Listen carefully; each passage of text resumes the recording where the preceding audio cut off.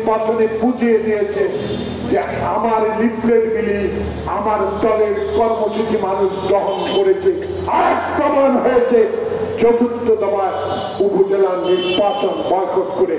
তাই প্রিয় বন্ধুগণ, কর্মী ভাইরা, আসুন, আপনাদের দাবি জনগণ খেয়েছে, তুলে নিয়েছে। এখন দাবি আরেকটা সংযোজন করতে হবে। বাংলাদেশে এই ভারতীয় আগ্রাসনের বিরুদ্ধে লড়াই করতে হবে। জীবনের যত শক্তি আছে সকল শক্তি প্রয়োগ করে বাংলাদেশে হিন্দুস্তানে এই আগ্রাসন, এর রেল লাইন নির্মাণ বন্ধ করবই করব।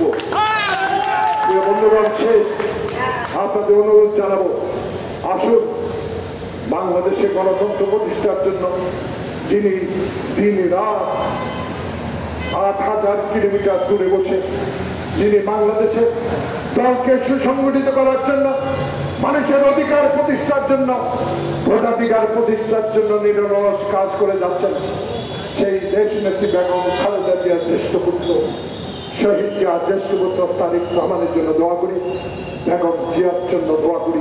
আল্লাহ পাক যেন আবার ওনাদেরকে তৌফিক দেয়, বাংলাদেশের সেই স্বৈরাচার আওয়ামী লীগ গণতন্ত্র হত্যাকারীর বিরুদ্ধে লড়াই করতে পারি। সবাইকে ধন্যবাদ।